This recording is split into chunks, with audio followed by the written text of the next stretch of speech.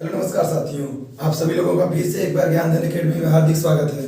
साथियों, जैसा कि आप लोगों को बताते चले कि आज वाले शिफ्ट का पेपर पूरी तरीके से क्या हो चुका है, कंप्लीट हो चुका है और कुछ क्वेश्चन साइंस के हम आपके सामने क्या करने जा रहे हैं साथियों, पेश करने जा रहे हैं। चलिए ध्यान दीजिए, पहला क्वेश्चन आपके सामने है। साथियों ध्यान दीजिए, अगर चैनल पर नए हैं तो चैनल को जरूर सब्सक्राइब कर लीजिए और अगर ये वीडियो और ये क्लास पसंद आए तो वीडियो को लाइक और शेयर जरूर करिएगा। चलिए ध्यान दीजिए, पहला क्वेश्चन क्या है साथियों, पूछा है उत्तल दर्पण का आवर्धन होगा। मतलब आवर्धन क्षमता से क्वेश्चन बार बार क्या कर रहा है, पेपर में पूछ रहा है ना। हाँ, दर्पण से भी और लेंस से भी। देखिए जितने मैक्सिमम क्वेश्चन आपको देखने को मिलेंगे दर्पण से और लेंस से। ध्यान दीजिए, उत्तल दर्पण का पूछ रहा है ना, तो हमेशा देखिए आवर्धन नियम बराबर क्या होता है साथियों, I/O है ना। ध्यान दीजिएगा, I/O। आई यानी क्या साथियों, आई प्रतिबिंब की लंबाई इमेज, और वो क्या है साथियों, वस्तु की लंबाई। अच्छा, कभी आवर्धन का मात्रक पूछ ले या बीमा पूछ ले तो कुछ नहीं होता, ध्यान दीजिएगा, क्योंकि दोनों सेंटीमीटर सेंटीमीटर में रखिएगा, कट जाएगा। ठीक है, तो पूछ रहा है उत्तल दर्पण से, और उत्तल दर्पण से हम लोग जानते हैं दो ही स्थिति में प्रतिबिंब बनता है और दोनों बार वस्तु से क्या होता है, छोटा होता है। तो जब ऊपर रखिएगा छोटा मान और नीचे रखिएगा बड़ा मान, ऐसे समझिए। मान लीजिए 1 सेंटीमीटर लंबा प्रतिबिंब बना और 2 सेंटीमीटर लंबी वस्तु थी। हमेशा ऊपर की वैल्यू छोटी होगी, नीचे की वैल्यू बड़ी होगी। हल करिएगा ना तो जब भी मान आएगा ना साथियों, 1 से क्या आएगा, 1 से कम आएगा। हमेशा जब भी आएगा ना 1 से क्या आएगा, 1 से कम आएगा। क्यों? क्योंकि छोटी संख्या में बड़ी संख्या से भाग दीजिएगा, तो 1 से कम आएगा। मतलब जो आवर्धन होना चाहिए यानी जो यम होना चाहिए वो 1 से क्या होना चाहिए साथियों, कम। यानी 1 हमेशा बड़ा रहेगा और यम क्या होगा, हमेशा 1 से कम होगा। ऐसा ऑप्शन ढूंढिएगा। ये तो बराबर कह दिया। अच्छा, बराबर कौन से केस में हो सकता है, ध्यान दीजिएगा। अवतल दर्पण वाले केस में कब, जब वस्तु C यानी वक्रता केंद्र पे होती है तब। ध्यान दीजिएगा, तो 1 से कम यानी ऑप्शन नंबर कौन सा सही होगा साथियों, ये वाला है ना। 1 से कम होना चाहिए क्या चीज, उत्तल दर्पण का आवर्धन। अच्छा, अवतल का पूछेगा तो 1 भी हो सकता है, 1 से कम भी हो सकता है, 1 से अधिक भी हो सकता है। ध्यान दीजिएगा, तीनों केस, 1 भी, 1 से कम भी और 1 से अधिक भी हो सकता है। चलिए अगला क्वेश्चन ध्यान दीजिए, उत्तल लेंस में वस्तु को कहाँ रखें जिससे प्रतिबिंब वास्तविक उल्टा और छोटा बने। ध्यान दीजिएगा, उत्तल लेंस में छोटा प्रतिबिंब बनाना है। समझिएगा ध्यान से, कितने केस बनते हैं। ये आपका उत्तल लेंस है, ध्यान से समझिएगा, ये आपका उत्तल लेंस है। एक पॉइंट होता है F डैश, एक होता है साथियों 2F डैश। ठीक है, यहाँ पे होता है आपका फोकस, यहाँ पे होता है 2F। ठीक है, ध्यान समझिएगा। अच्छा, जब अनंत पे रखते हैं ना वस्तु को, बहुत ही छोटा बनता है वास्तविक। 5 केस में वास्तविक और आखिरी यानी 6 केस टोटल प्रतिबिंब बनता है और 6वें में आभासी बनता है। कहाँ पे, जब लेंस और F डैश के बीच में रखिएगा तब। तो 5 केस में वास्तविक, और आपसे पूछा है कि वास्तविक ही बने, उल्टा। वास्तविक हमेशा उल्टा रहता है, कुछ सोचना ही नहीं है, आभासी सीधा रहता। छोटा बने, ध्यान दीजिएगा। देखिए अनंत पे रखेंगे तो बहुत ही छोटा बनता है, कहाँ पे, फोकस पर। तो बहुत छोटा दिया है क्या, नहीं दिया है, बहुत छोटा नहीं दिया है। 2F डैश और जब इसके बीच रखते हैं तो वास्तविक ही बनेगा, उल्टा ही बनेगा और वस्तु से छोटा, कहाँ पे, इसके और इसके बीच में बन जाएगा। जब यहाँ पे रखिएगा तो एकदम बराबर बराबर, जैसे 2F पे तो 2F पे बनेगा, वास्तविक, उल्टा और बराबर। जैसे इसके इसके बीच रखिएगा ना, बड़ा हो जाएगा, अब बड़ा होने लगेगा। तो मतलब ये बहुत छोटा कहाँ नहीं है, तो अनंत वाला केस कैंसिल। तो 2F डैश यानी इसके और इसके बीच में, और ऑप्शन से चलते हैं लेंस और F के बीच में, गलत बात। इस केस में आभासी बनेगा, ध्यान दीजिएगा, इस केस में आभासी बनेगा। 2F के पीछे, देखिए 2F के पीछे कौन सा ऑप्शन सही हो जाएगा, 2F के पीछे। अनंत पे मत मारिएगा, छोटा जरूर बनता है लेकिन बहुत छोटा पॉइंट के रूप में बनता है। केवल छोटा का है, बहुत छोटा नहीं कहा है। ठीक है, और F पे कैसा बनेगा साथियों, F पर जब रखिएगा ना तो अनंत पे प्रतिबिंब बनेगा, बहुत बड़ा बनेगा वास्तविक। ठीक है, चलिए अगला क्वेश्चन क्या है, पौधे अपना अपशिष्ट कहाँ संग्रहित करते हैं, है ना। अपशिष्ट यानी हाँ, अपना मलमूत्र कहाँ पे स्टोर करते हैं ना, कौन, पौधे। ध्यान दीजिएगा, लाइसोसोम की कहानी तो अलग है। क्या होता है साथियों, आत्मघाती थैली।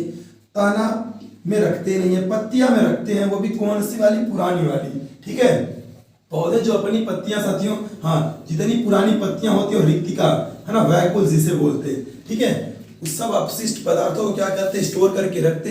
देखिएगा ना, जैसे हम लोग मल मूत्र के द्वारा अपना क्या करते हैं, अपशिष्ट पदार्थ ताकते हैं, वो लोग क्या करते हैं, पत्तियां झाड़ देते हैं ना, पत्तियां देखिए झड़ती रहती हैं, तो वैसे उनका अपशिष्ट पदार्थ बाहर आता रहता है, तो पुरानी पत्ती और रिक्तिका में स्टोर करके रखते हैं।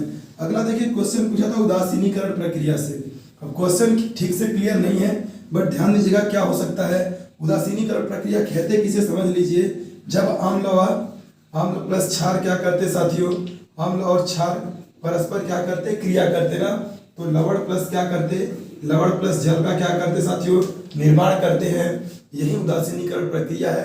अब क्वेश्चन किस हिसाब से पूछा था, अब आप लोग ध्यान दीजिएगा। अम्ल क्या होता है, जिनकी पीएच वैल्यू 7 से क्या होगी, कम होगी, अम्ल होंगे। क्षार क्या होंगे, जिनका पीएच वैल्यू 7 से अधिक होगा, क्षार होंगे। लवण में कुछ लवण के जो डायरेक्ट पेपर में पूछ रहा है, कैल्शियम ऑक्सीक्लोराइड, विरंजक चूड़, ठीक है, हाँ विरंजक चूड़ हो गया। एक लिख लीजिएगा, हाँ सोडियम बाइकार्बोनेट है ना, खाने वाला, ठीक है, खाने वाला सोडा, और सोडियम कार्बोनेट है ना, सोडियम कार्बोनेट कौन सा वाला, धोने वाला सोडा। ये 2-3 हैं जो बार बार पेपर में क्या करना है साथियों, पूछे जा रहे हैं। चलिए अब अगला क्वेश्चन देखते हैं। तो अगला क्वेश्चन क्या पूछा था, अगला पूछा था सही मिलान करिए ना, ऐसे कुछ बना के दे दिया था और मिलान करना था। चलिए ध्यान दीजिएगा, प्लाज्मोडियम ना, हाँ प्लाज्मोडियम का सही मिलान करना है। पहली बात की ये एक कोश की जीव है, ध्यान दीजिएगा ना। हाँ इधर क्या है ना, इधर जो दे रखा है, इधर देखिए सूक्ष्म जीवों के नाम दिया है, और इधर जो दे रखा है ना साथियों, इधर दिया है कि उनके अंदर प्रजनन, यानी उनके अंदर प्रजनन की कौन सी प्रक्रिया से वो अपना नया जीव उत्पन्न करते हैं। ध्यान दीजिएगा, तो प्लाज्मोडियम एक कोश की जीव है। ध्यान दीजिएगा, ये बहुविखंडन, ऐसा समझिएगा कि ये प्लाज्मोडियम है ना, ये क्या करता है साथियों, बहुत सारे छोटे छोटे टुकड़ों में क्या होता है, टूट जाता है ना। हाँ तो मल्टीपल डिवीजन समझ लीजिए ना, हाँ बहुविखंडन। तो ये क्या होता है साथियों, हाँ पहला का सही हो गया बहुविखंडन वाला ना, ध्यान दीजिएगा, ठीक है। बहुविखंडन के द्वारा प्लाज्मोडियम में क्या होता है, प्रजनन होता है, ध्यान दें, जन्म। अगला ध्यान दीजिएगा, ईस्ट साथियों है ना, ईस्ट साथियों क्या है, बीजाणु निर्माण करता है, ठीक है, बीजाणु निर्माण करता है। ये ईस्ट की कहानी हो गई, ये दूसरा वाला का सही हो गया। अगला देखिए पैरामीशियम, ये भी क्या है साथियों, एक कोश की जीव है ना, हाँ चप्पल के आकार का, स्लीपर के आकार का होता है ना, ध्यान दीजिएगा। पैरामीशियम, इसमें भी क्या होता है साथियों, इसमें भी वही कहानी होती है, इसमें भी विखंडन होता है ना। एक प्लाज्मोडियम क्या है, एक पैरामीशियम, प्लाज्मोडियम में देखिए बहुत सारे होते हैं ना, ध्यान दीजिएगा। प्लाज्मोडियम में है ना बहुविखंडन होता है, बहुत सारे भागों में टूटता है, लेकिन ये जो पैरामीशियम है ना साथियों, इस केवल द्विविखंडन, 2 भागों में क्या होगा, टूटेगा, ठीक है, इसीलिए इसको क्या साथियों, द्विविखंडन। तो ये तीसरा वाले हो गया द्विविखंडन। अच्छा हाइड्रा में क्या होता है साथियों, ऐसे हाइड्रा देखिए, ध्यान दीजिएगा, ऐसे हाइड्रा होगा आपका, ठीक है, इसमें देखिए ऐसे ऐसे चीजें क्या होंगी, निकल जाती है, इसी को कहते हैं मुकुलन, ठीक है। तो हाइड्रा में कौन क्या होगा साथियों, मुकुलन, ठीक है। चलिए अगला ध्यान दीजिएगा, जब प्रकाश किरण वायु से कांच में जाती है तो क्या होता है ना, ऐसा क्वेश्चन पूछा था। मतलब ये है, कहां से जाती है साथियों, वायु से कांच में, यानी वायु से कहां जा रहा है ये प्रकाश, कांच में ना, अपवर्तन वाली घटना होगी। कौन सी घटना, अपवर्तन वाली। वायु से कहां जाना है प्रकाश को, कांच में जाना है। होता क्या है ना, ये अपना रास्ता क्या करेगी, बदल देगी, यही अपवर्तन की घटना है, सीधे सीधे नहीं जाएगी। वायु चूंकि क्या है विरल माध्यम, और कांच क्या है सघन माध्यम, तो अभिलंब की ओर क्या होगी साथियों, झुक जाएगी, इसी को अभिलंब कहते हैं। ध्यान दीजिएगा, ये कोण आपका आपतन कोण आई कहलाता है, हाई आर कहलाता अपवर्तन कोण। तो क्वेश्चन में किस प्रकार से ऑप्शन थे कि बताइए आपतन कोण ज्यादा होता है कि अपवर्तन कोण ज्यादा होता है, ठीक है, ऐसे करके ऑप्शन थे, खुद सोचिएगा।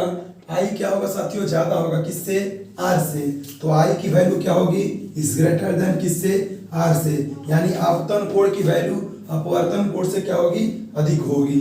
यही होगा जब कहां से जाएगी, वायु से कांच में जाती है तो अपवर्तन की घटना होती है, और ये कहानी बनता है। अगला देखिए क्वेश्चन पूछा है, आई की वैल्यू आपको दे दिया है, आर दे दिया और भी पूछ लिया है ओम के नियम से, है ना। V इक्वल टू क्या होता है साथियों, I इंटू आर। बट ध्यान दीजिएगा, डायरेक्ट वैल्यू मत पुट करिएगा, क्योंकि हम मिली एम्पियर दिया है ना, हाँ फंसाने के लिए, तो इसको मिली को बदलिएगा किसमें, एम्पियर में। तो 10 पे घात -3 से क्या करिएगा, मल्टीप्लाई कर दीजिएगा, तो आपके पास ये होगा।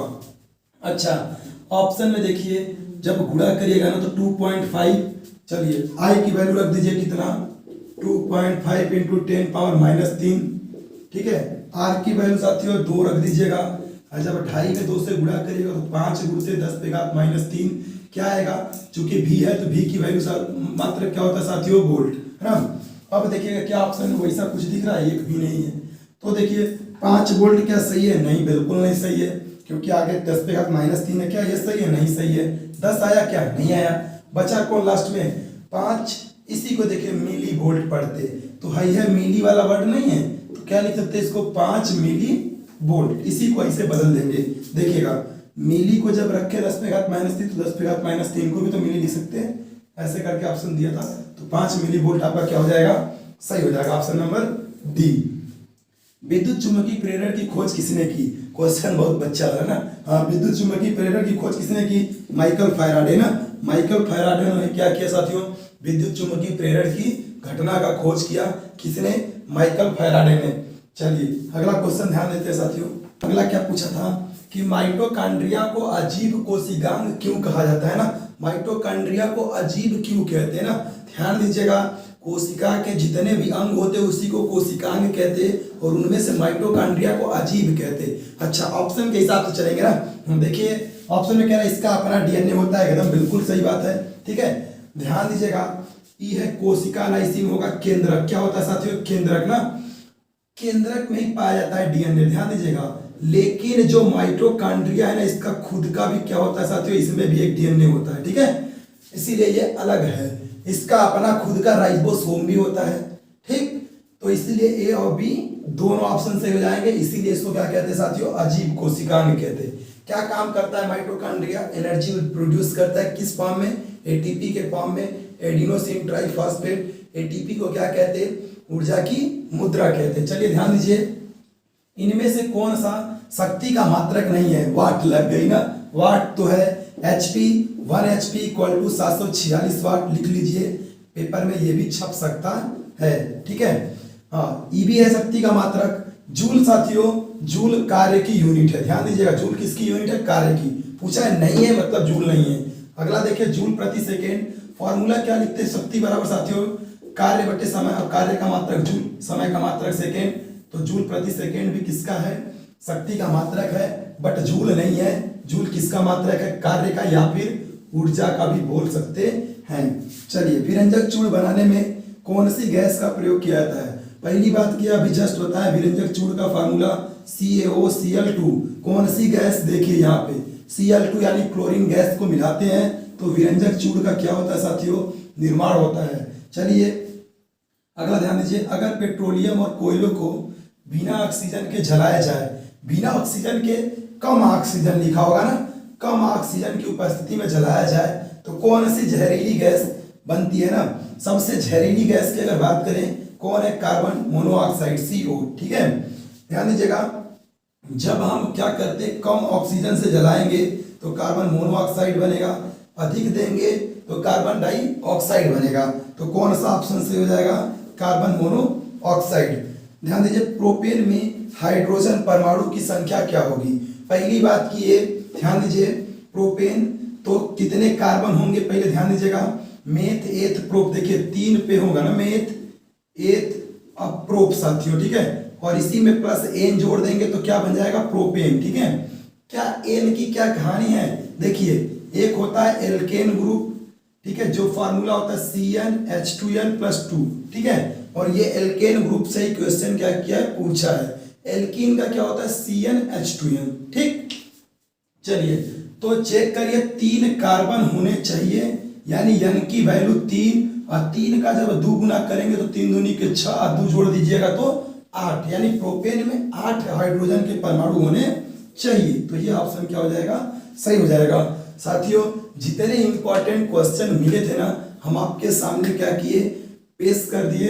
अगर आपको ये सेशन और ये क्लास पसंद आया हो तो लाइक और शेयर जरूर करिएगा, और अगर इस चैनल पे नए हैं तो चैनल को सब्सक्राइब कर लीजिए। हम डेली इसी प्रकार के जितने महत्वपूर्ण क्वेश्चन होंगे आपके सामने पेश करते रहेंगे। मिलते हैं साथियों अगले वीडियो में, तब तक के लिए धन्यवाद।